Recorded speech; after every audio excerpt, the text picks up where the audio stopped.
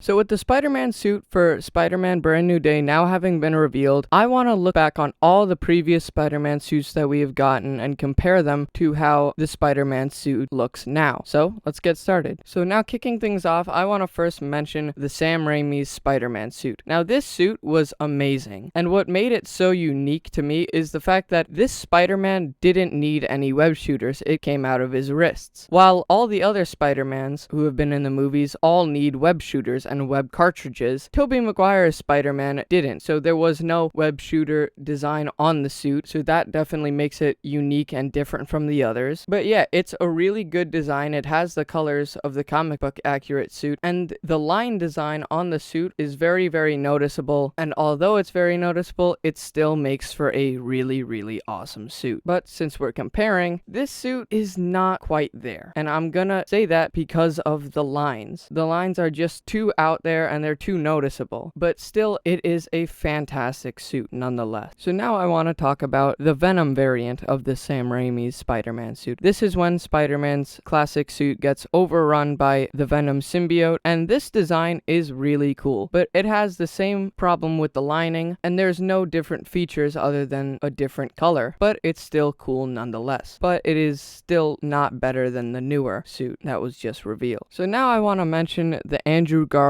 Amazing Spider-Man suit. Now in the first movie, I did not really like this suit very much. Although the problems with the lining are now gone, the yellow eyes are just a poor design choice, and I think the colors of the suit are way too dark, so it just overall does not make for a very good Spider-Man suit. But now I want to talk about the sequel suit for Amazing Spider-Man, which was a huge improvement. It gets rid of those awful yellow eyes and replaces them with the classic white eyes, and the colors are definitely still a little dark, but in a good way. That could just be because of lighting, but I do definitely see significant and good changes between these two suits. But the Amazing Spider-Man 2 suit was a phenomenal suit. Overall, a huge improvement on the one that we got in the Amazing Spider-Man Part 1, and yeah, there's really not much left to say there. So now moving on to the Tom Holland Spider-Man suits, starting with the one that we got to see in Spider-Man Homecoming. This suit is good. It has those colors, it has good lining, but the problem with it is it's tech savvy. And of course, it's really cool to see tech savvy Spider-Man suit, the eyes squinting and moving, and of course having the robot voice built into his mask. Those were all cool little adjustments and additions, but it takes away from the classicness of Spider-Man. Spider-Man's supposed to be your friendly neighborhood Spider-Man, without tech, without fancy suits, without fancy equipment. And these next few suits kind of take that away. So although this is a phenomenal suit, it takes away the classicness of what you expect a Spider-Man suit to have. So the next suit I want to mention is the homemade suit from Spider-Man Homecoming that Peter makes after Tony takes away his tech-savvy suit. Now this suit, I'm gonna be brutally honest here, it's awful, this suit. You know, I get it, there's no tech, which takes away the tech problem, but the design is horrible. The eyes are literally just goggles, basically. He's wearing a red hoodie, basically. You know, it's just a very bad suit. Although it was clever of them to add this into the movie, it was just unnecessary. But it is like a fun suit because you're just gonna laugh at how stupid it looks. You know, it's not supposed to be like a funny looking suit, but you're just gonna laugh at how it looks because it's really, really funny looking, and it's definitely